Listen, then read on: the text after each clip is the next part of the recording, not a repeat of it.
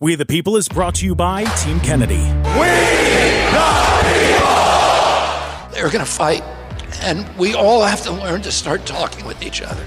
And we have to focus on things that we believe in. The king and queen look out of their castle and they say, we're okay because everybody's fighting each other and nobody's coming over the wall for us. And, I want to lead you all over that wall, stop the rancor, and take back our country.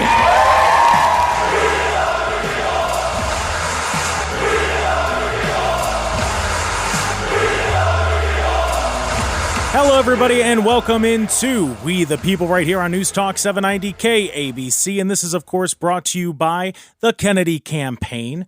I'm your host, Jake Underwood. We have a lot of stuff to get into. We're going to talk to Jessica Reed Cross, as well as Wyatt Haggerty. He's been on the road a few times with the candidate, and he is a incredible guy when it comes to photography and editing. We're going to talk to him about his role in the campaign. And of course, we're going to put a bow on the show, if you will, with Communications Director Del Bigtree. So we're going to talk about some of the things that went on, including, I don't know if you heard this, we're going to hear a little bit of what independent presidential candidate Robert F. Kennedy Jr. had to say in Iowa. Congratulations to Iowa being one of the latest, that's right, one of the latest to have Mr. Kennedy on the ballot, giving yourself that choice. It was an incredible assembly, and we have some other events to let you know about. This past weekend, of course, was the incredible comedy show there in Detroit. Thank you to everybody who came out. We had an incredible time with people like Rob Schneider, Trey Stewart, just to name a few, and we have some other events that are coming up that I want to let you know about. And of course, all of this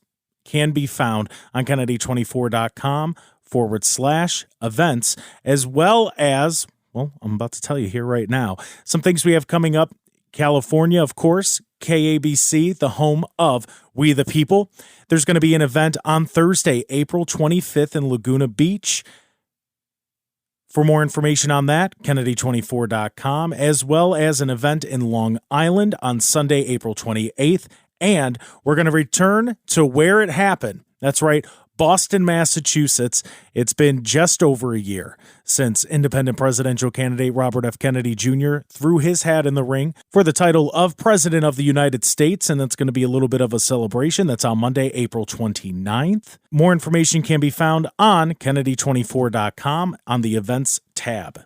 Now, without further ado, I want to get into what happened this past weekend in Iowa. Once again, we held an assembly, and we had enough people, enough signatures, enough counties. There were a lot of rules that had to be followed, and the people of Iowa showed up because they want that choice. Here's some of what independent presidential candidate Robert F. Kennedy Jr. had to say to that crowd in Iowa. And I'm going to leave it to you to speculate about why the New York Times would want to diminish the apparent popularity that I am now enjoying in this country, that all the other polls say are increasing day by day. Why do they want to do that? Well, 2 weeks ago, the New York Times reported that President Biden is going to have $3 billion to win this election. It's more than double what any campaign has spent in the past. It's the most that anybody's ever had. It's going to be the most expensive political campaign in history. And President Biden is not going to use that money to amplify his voice or to tell the American public why we should vote for him based upon the issues. He's going to use the great bulk of that money to make sure that his opponents cannot compete in this election. He's done that to President Trump, which I'm no fan of Donald Trump's. And I don't want to beat him because the system is rigged. Because all that's going to do,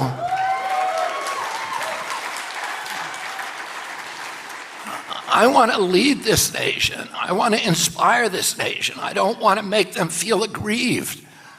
I don't want to make them feel like they've been ripped off, that they've been tricked.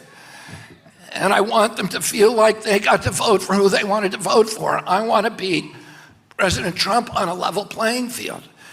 The Democratic Party is not just going after President Trump. They're going after me. They're going after Cornel West. They're going after Jill Stein to make sure that you cannot vote for the candidate that you want to vote for. That's not not democratic. Last Monday, they've been suing us in all these states, so even when we get enough signatures, they're trying to keep us off the ballot. And we've been winning. We have a young lawyer who has been terrific, who works out of his own law firm, and he's working at a fraction of the price that a lot of other lawyers would pay, but he's brilliant, and he's won every one of these cases, case after case after case. So on Monday, the DNC's law firm called our attorney and said, we want you to give you $1 million a year to come work for us. And we're going to give you Supreme Court cases, and we're going to make you famous. And that's what they said. We're going to make you a superstar. So, and he said no.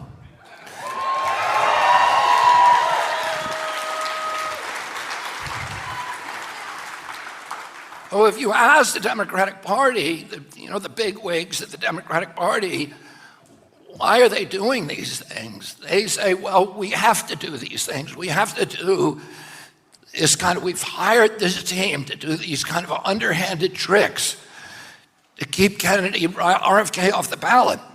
We have to do that because if President Trump gets elected, it's going to destroy democracy.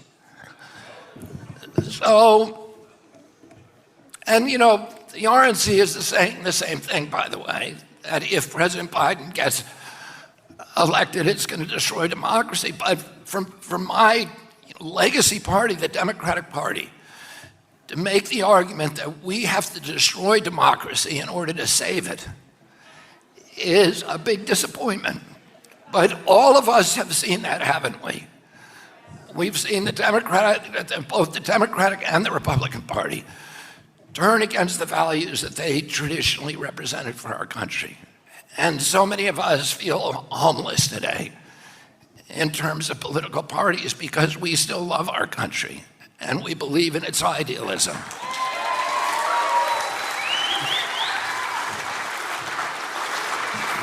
And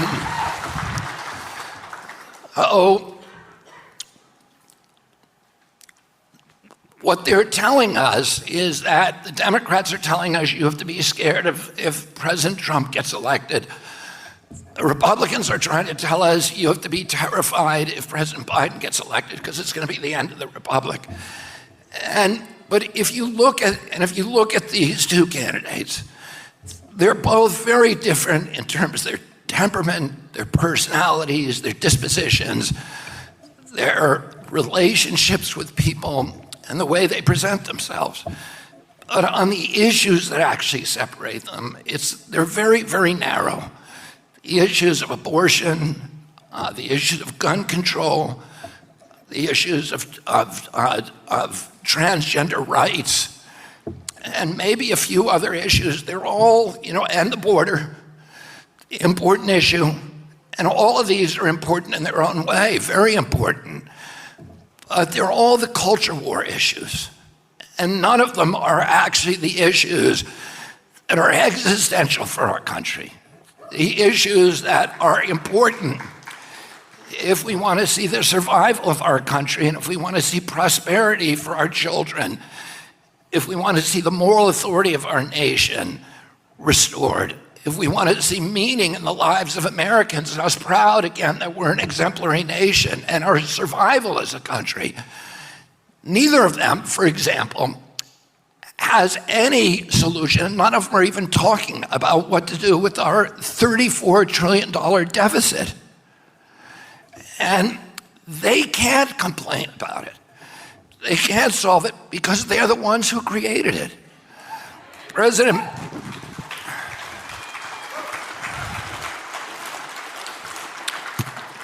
Trump, when he was elected for his 4 years, ran up an $8 trillion deficit. He spent more money that we didn't have than all the presidents combined for 283 years, going all the way back to George Washington, more than all of them put together. Then President Biden came in and he did the exact same thing. So neither of them can credibly tell us, I'm going to solve the deficit problem. And this is an existential crisis for our country. We are already spending more every year to pay the interest in that debt than our entire military budget. Exactly what 5 years from now, 50 cents in every dollar that the government collects in taxes is going to go to servicing the debt. Within 10 years, 100% of the taxes that the government collects will go to paying the debt. Does anybody here think that that's sustainable? Is that an issue that you want left to your children? Don't we need to solve this issue? Don't you think that this country deserves a president who is thinking about this issue and thinking of ways to solve it?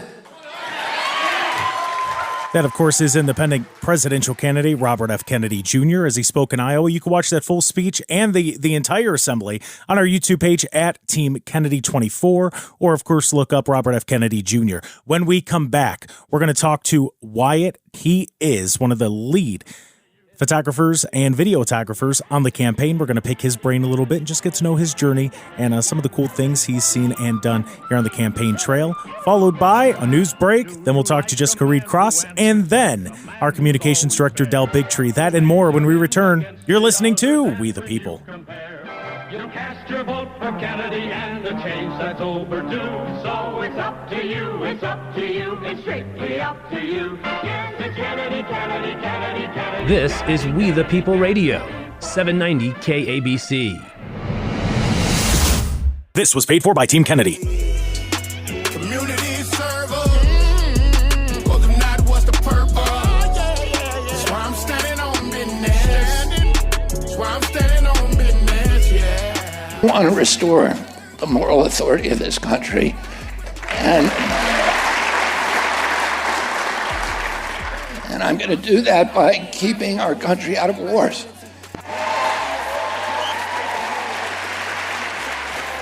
Start using me. We need real teachers who don't mind schooling deep. The child who don't know what he wanna be. Need to bring Welcome back to churches We the in, People right here on help News Talk find 790 children. KABC. This, of course, is brought to you by the Kennedy Campaign. And the next person we're going to bring on is somebody I was on the road with for a little bit. He does an incredible job. If you've seen videos, if you've seen photos, more than likely, this person took them or shot them, and they are wonderfully done. Of course, I am talking about the very talented Wyatt Hegarty.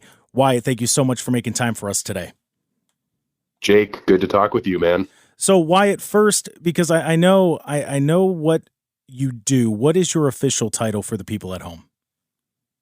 My official title, I would say cinematographer / editor. And in this moment, it's like 75, 80% editor and, 15, 20, 25% cinematographer out there in the field. So yeah, that's what I'm currently doing. And of course, you could see any of the things that he's worked on the Kennedy YouTube page, Team Kennedy 24, or, just look up Robert F. Kennedy Jr. I do have to give you credit where credit is due. I understand that it was you and Jonathan that worked very hard to put together the State of the Union response that was put out by independent presidential candidate Robert F. Kennedy Jr. So I got to give credit where credit is due. Wyatt, great job. Jonathan. Oh, thank you. When Jonathan was on, I made sure I sang his praises, so I have to do the same for you.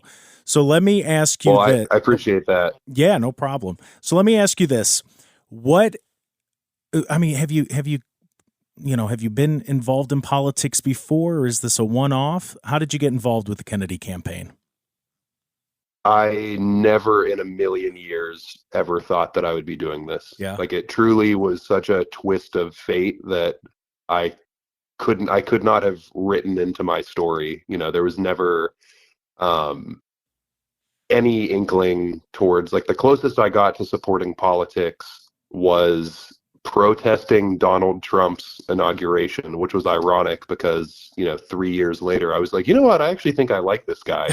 So I was just kind of, lost in this, rebellious thing at that time. So I really never expected to do this. And in fact, 10 days before I was hired, I had no opinion on the campaign or Robert F. Kennedy Jr. as a person. I was literally asking my friends who openly supported him what they thought about him. So I had no opinion on him whatsoever. And all of a sudden I had this feeling of, oh, I'm going to work for him. Like it was like a calling. And I just knew it in my gut and in my heart that I was going to work for him and that he was going to win. That was the other part of it. I had this feeling that in the very near future, I was going to be in the room with him when he wins. And I came out of that feeling and was shocked. And I said, well, if I'm in that room, then I must work for him. It's not like I'm, some important figure that's just going to be there because he invited me.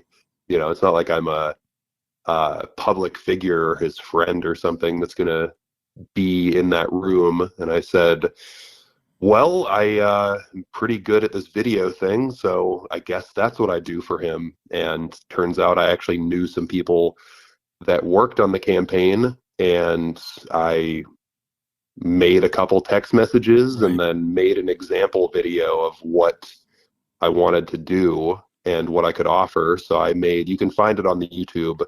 It was posted on July 4th. It's called Reclaim Democracy. Okay. That video I made on my own, and Del Bigtree and I edited it a little bit. He made a couple changes and gave me some higher quality footage, like the speech footage, so it wasn't like a rip from YouTube. So that video is largely the same as what I made as my audition, so to speak. And I sent that via text to someone that I knew that worked on the campaign, and she sent it to Del, and he called me basically that moment that he watched it and said he wanted me at full time as an editor. And when that happened, I was really just blown away by how quickly it all happened. Like it was just such a trip of how fast that manifested.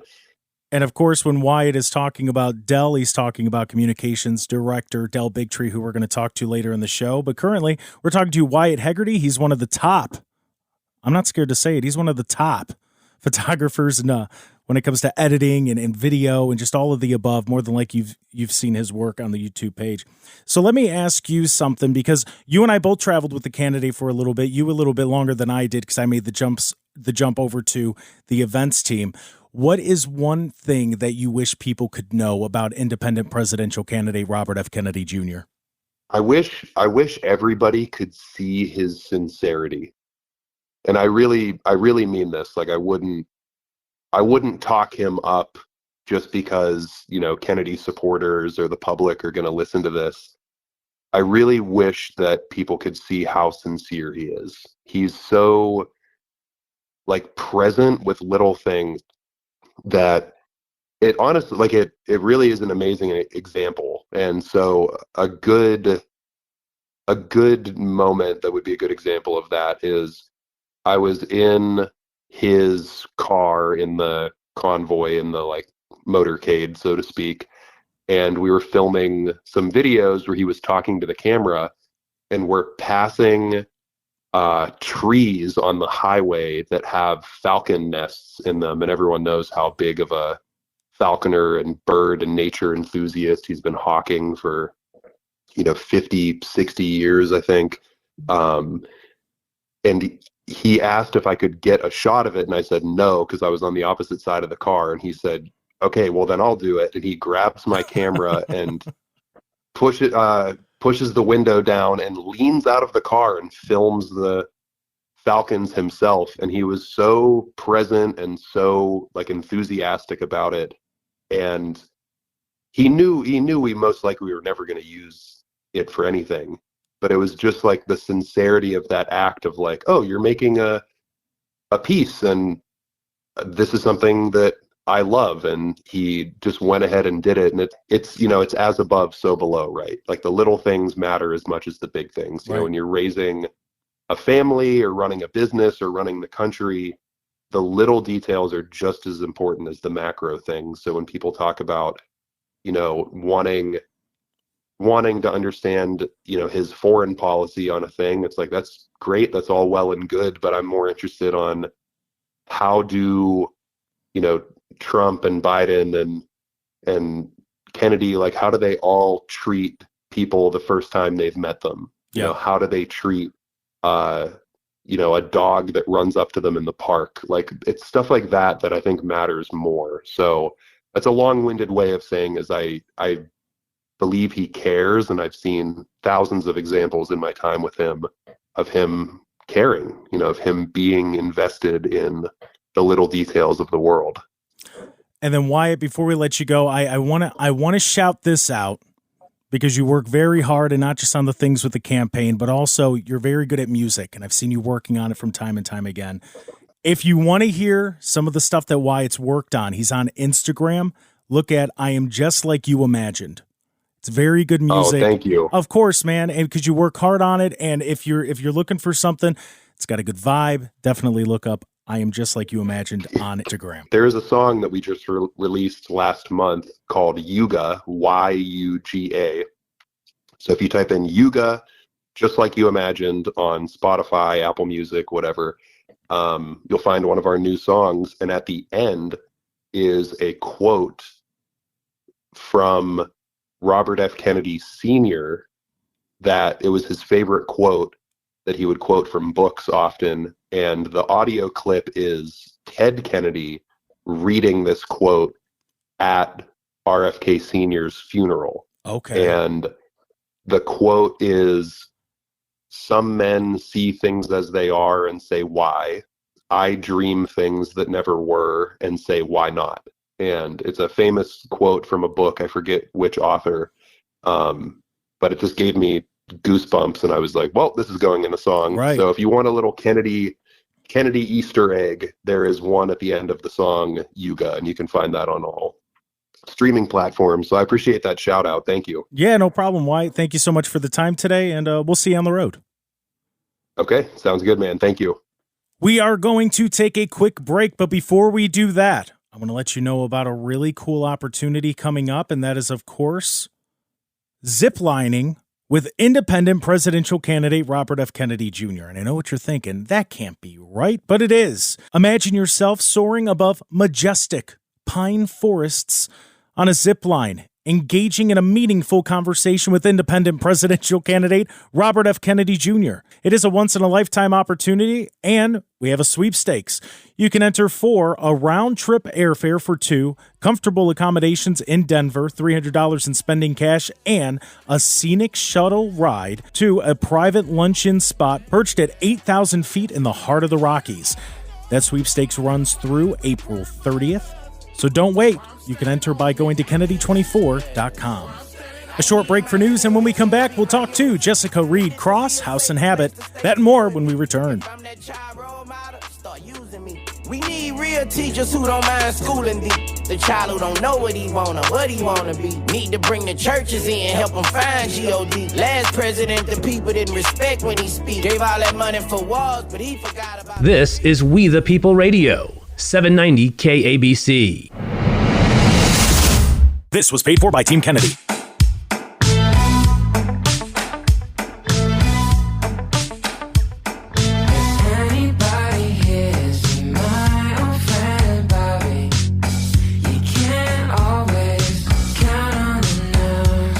Everywhere we went, we were met by these huge crowds, similarly huge crowds that would spontaneously appear just because they loved our country. They didn't hate us for our freedoms. They loved us for our freedoms. And we betrayed those freedoms, and that turned the globe against us. And our kids now, for good reason, feel betrayed by our generation, betrayed by our country, and they've lost faith in our country. And my principal job as President of the United States is going to be restoring faith in this generation of kids so they can rebuild America.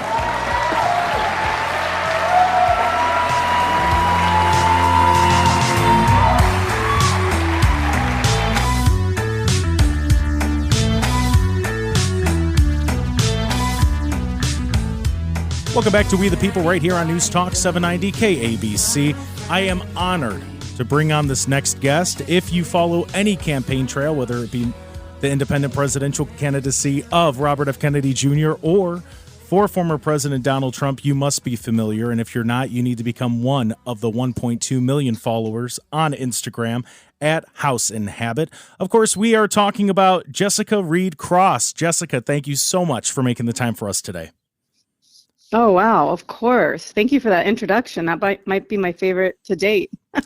I'll tell you, Thank you. You make it easy because you're down to earth, you're Substack, it's easy to follow, and it's just, you just kind of put it out there. You offer a very unique perspective. So Well, thank you. And I wanted to ask you about that perspective. But first, before we do that, how did you get started? What was it that led you to the path of following political campaigns?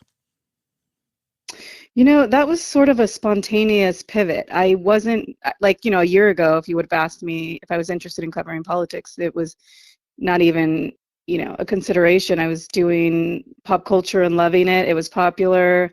There was never a shortage of content and crazy things going on in the entertainment industry. But I don't even really know I think I started just posting a couple maybe like memes about, candidates. Mm-hmm. And I found a picture of Bobby Kennedy holding an owl on his shoulder, and I posted it as a joke because all of my followers know that I have this weird connection to owls. So I posted it as a joke, and I was actually shocked by the praise and support it got. I think it got like 40,000 likes, and almost all of the comments were positive. I had no idea that my audience loved this man so much. And so I think that was the first post that kind of made me look at things differently. Like, what is it about him that everybody likes so much? I don't know a lot about him. And so I started doing polls, like, are you guys interested in political coverage? And I think it was 92% voted that they were. So I kind of let the audience really switch the course. And I also thought there's not too much political coverage that people find enjoyable. There's so much divisiveness and just negativity, and there's always kind of an underlying moral lecture or bias, to everything that we read in the mainstream. So I started thinking, like, why can't I do something fun with it? Why can't I just cover it the same way I do Hollywood? And that's kind of been the approach, is trying to make it fun, trying to make it easily understandable, digestible, and not really berating anyone because of what they believe or, what candidate they support. And so really we've just been having fun with it. I've been having the time of my life, and I didn't expect it at all. And so what would you say was the most unexpected thing, like when you got to meet independent presidential candidate Robert F. Kennedy Jr.? What was the one thing that stood out to you that you were like, wow, all right, maybe the hype's a little, maybe it is real? Well, I think, the first time you meet him, anyone would have to, when you meet him, he clearly resembles, the historic Kennedy legacy. He looks just like, his father. And so that's the first thing that it's kind of like, wow, just the way he looks. But then he has a very natural charisma, and I think his confidence, and you know this because you've been around him, but right. Wouldn't you say that it's a standout feature? And so he has the it factor of when you're in a room with him, he stands out as something, unique and compelling. So he's been really a dream subject to be able to follow for these past 6 months because he is so interesting. He's so articulate, smart, and he has all these, really great ideas. And he's talking about a lot of things that nobody else in politics is talking about. And of course, we're talking to House and Habit, otherwise known as Jessica Reed Cross. You could follow her on Instagram, House and Habit. So let me ask you, what is the coolest place you've seen since you've been on this political journey? And it doesn't have to be just with Mr. Kennedy, just in general. What is the coolest place you've gone to that you didn't expect it to be as nice or as magical as it was? Oh, gosh. I think it's obviously going to be the two places that define both of these men. So I stayed at the Kennedy compound in Robert Kennedy's his little cabin. He invited me and my family to stay there while we were in town covering the Fishermen Coalition in Cape Cod. So that was like, I mean, that's probably one of my top memories of all time, because, you know, waking up there is just so surreal. It's all the history there and all of the imagery. You know, we all grow up seeing like them on the golf cart and the flag out front and the grass where they play touch football. I mean, it was just a literal dream. I still can't believe that I got to experience that. And then about 3 weeks later, I was invited to Mar-a-Lago. And so that was my first visit. But on my second visit, I ended up staying in the highest tower. You know, it has a 360 view of Mar-a-Lago.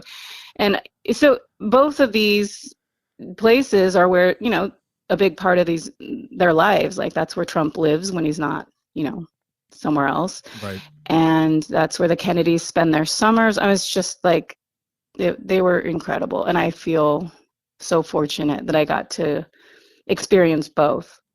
You know, and there's such polar opposites of each other. Like, the Kennedy compound is like very weathered and like, you know, comfortable, and everything's just like arranged for comfort and sport and reading. And then Mar-a-Lago is, you know, of course, Mar-a-Lago. Everything's gold and shining. And so yeah, those are incredible. And so let me ask you one more question before we let you go. And once again, we're talking to Jessica Reed Cross. Follow her on Instagram. Become one of the many.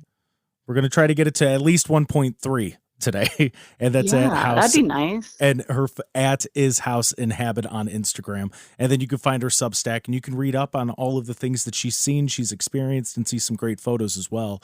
So what do you think it is that's making that connection between Mr. Kennedy and the voters? What do you think it is that's kind of cementing that bond? Because I'm noticing more and more people not necessarily talking about it, but when you see a poll that's online, you know, if like Elon Musk or somebody puts a random poll up, what used to be maybe 30%, I'm now seeing it 35, 40%. I'm seeing more people are starting to back Mr. Kennedy. Why do you think that is?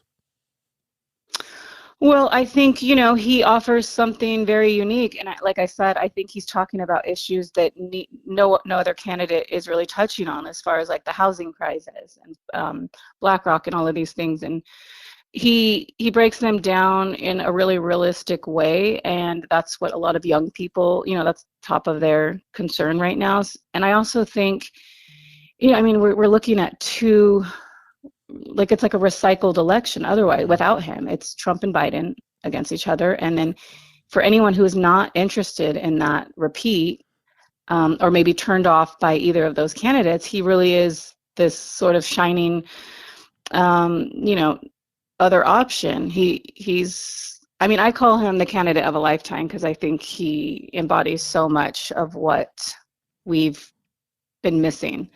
And I think he comes from political dynasty. It's in his blood, I feel like. And I think he's very, very passionate, and I feel like he comes across very honest. I feel like when he talks, people believe him, and they believe that he believes in the things he's talking about and pushing for. I think he's resonating.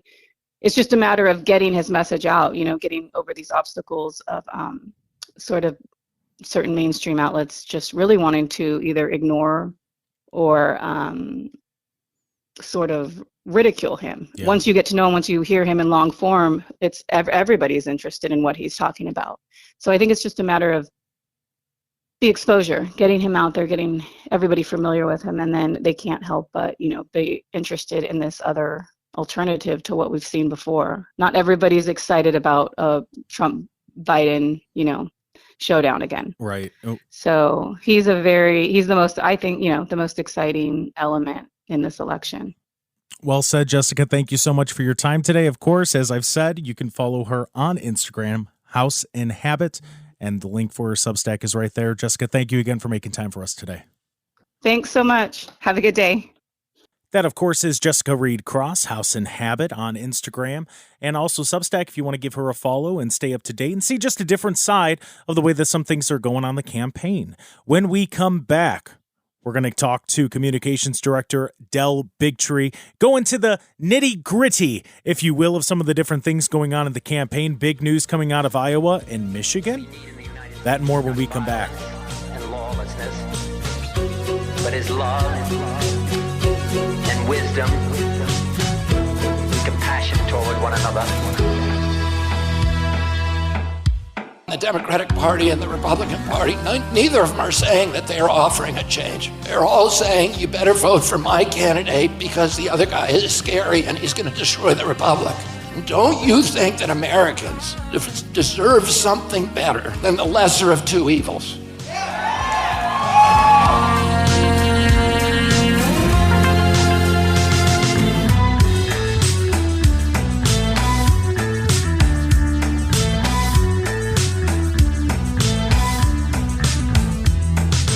This is We the People Radio, 790 KABC. This was paid for by Team Kennedy. Welcome back to News Talk 790 KABC. I'm your host, Jake Underwood, and a little bit of a change here. So, normally to tie the bow on the show, to close it out, we talked to Communications Director Del Bigtree. Unfortunately, today it was a little bit of a last-second change, but he is unable to call in because he's out in the field and he's working to make sure that we get all of the content and all of the information to you, the supporters. So what we're going to do is we are going to play some more of the speech that we played in the first segment where, of course, independent presidential candidate Robert F. Kennedy Jr., he got on the ballot in Iowa. He also got on the ballot in Michigan this past week as well. But we're going to go back to that speech he gave in Iowa. It's a little longer than the two segments that we're using here. But what you can do is head over to the YouTube page at Team Kennedy 24 and watch the entire ceremony, the entire assembly, I should say. It was really fun. It was great being out in Iowa. I love that state. It is a very beautiful place. If you have not been, you need to. This, of course, is independent presidential candidate Robert F. Kennedy Jr. Chronic disease, but also the processed food companies. The processed food companies, which bought up the tobacco companies, Kraft went to work for Philip, became a subsidiary of Philip Morris, etc. And they brought 10,000 scientists, many of them from the tobacco industry, to make processed foods addictive and to make them so that they don't fill you. And we now have 1,000 ingredients in our processed foods in this country that are illegal in Europe. Is it any wonder that we have a chronic disease epidemic in this country? And who owns all of those processed food companies? BlackRock. And who is one of the biggest owners of both the Republican and Democratic Party? Right? So they're not allowed to solve that problem. They're not, because there are people making money on that problem who are giving them money. And that's one of the reasons they needed to get me out of the Democratic Party. That's one of the reasons they needed to get Bernie Sanders out of the Democratic Party. Oh, and this is, we're now spending more on diabetes than we do on our entire military budget. When I was a kid, when my uncle was president, a typical pediatrician saw one diabetes case in his entire lifetime. Today, one. And who is one of the biggest owners of both the Republican and Democratic Party? Right? So they're not allowed to solve that problem. They're not, because there are people making money on that problem who are giving them money. And that's one of the reasons they needed to get me out of the Democratic Party. That's one of the reasons they needed to get Bernie Sanders out of the Democratic Party. Oh, and this is, we're now spending more on diabetes than we do on our entire military budget. When I was a kid, when my uncle was president, a typical pediatrician saw one diabetes case in his entire lifetime. Today, 1 out of every 3 kids who walks through his office door has diabetes. And nobody's talking about this. President Trump and President Biden aren't talking about it. They're not going to solve it. They have no way to. They presided over this dramatic increase in it. You will never hear them even discuss it. And yet it's the most important issue in our country, because if we don't solve this problem, our budget is going to be out of control and our kids are all going to be sick. And if we have...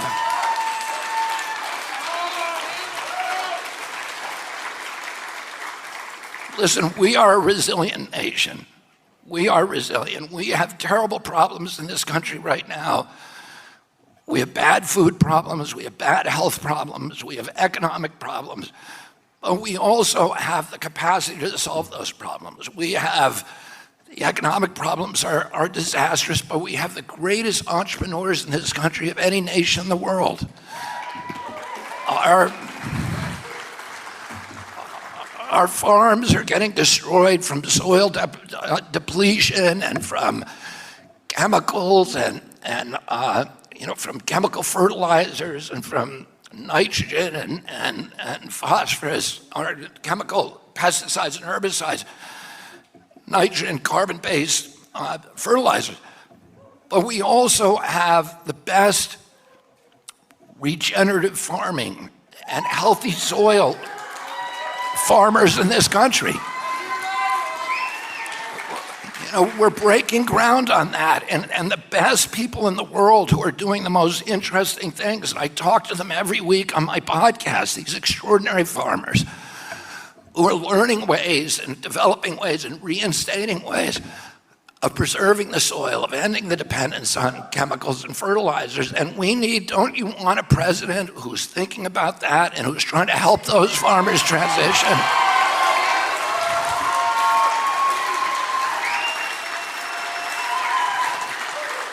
And we have a terrible health crisis in this country, but we also have the best integrative medicine doctors, the best functional medicine doctors of any country in the world.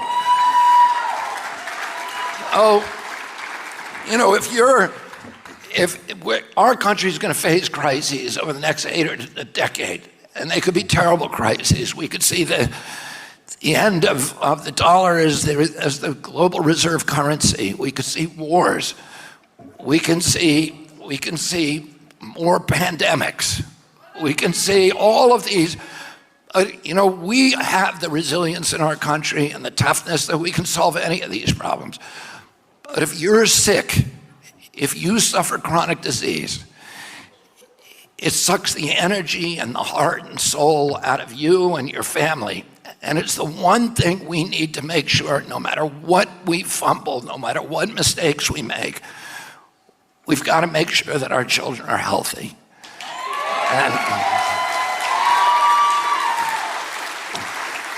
And neither of these presidents is even thinking about those things. They're not going to solve them.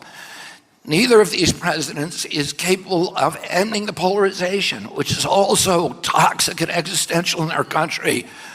We don't know how it's going to end, because not only are we being corralled and pumped to hate each other by our political leaders, by the corporations who are strip mining us, treating us, commodifying our children, our landscapes, our people, our health.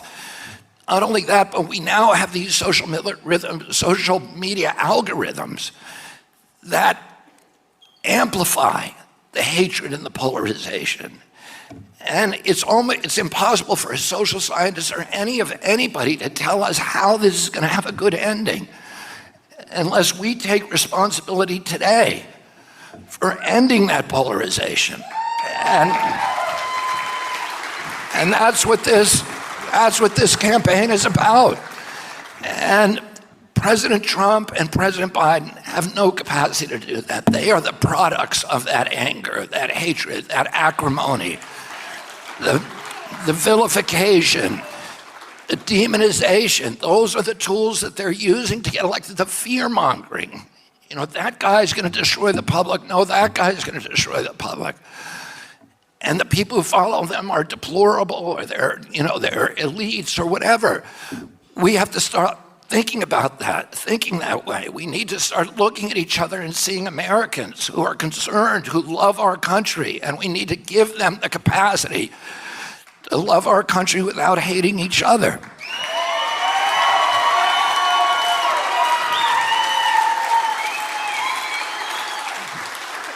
And President Biden and President Trump are not going to be able to do that because they are the products of this system. They are the ones who are who are fortifying and amplifying this system of vilification and demonization against each other and their followers. Do you think that President Biden and President Trump, that either of them have either any interest or capacity to restore the ability of the government to start telling the truth to the American people? No, I don't think so either, because they're part of this system where they deny that the government's even lying to us. And I grew up at a time when most Americans could not conceive that the government of the United States would lie to them. The first hint that we had was when I was a little boy, and in 1959, Gary Francis Powers, the pilot, was shot down in a U-2 over Russia. And he had a kit where he was supposed to give himself cyanide and kill himself so that he could never be interrogated or used as an example or displayed. And Alan Dulles, who was the head of the CIA, which was running the U-2 program, which was top secret, told President Eisenhower, the pilot is dead, the plane is in a million pieces, they'll never be able to prove it, so deny that we even have this program. Khrushchev and Eisenhower are about to meet for a summit to end the Cold War in Vienna. And Dulles got Eisenhower to lie to the Americans and to the rest of the world and say, we don't know what you're talking about, there is no U-2 program. And then the Russians produced Gary Francis Powers alive.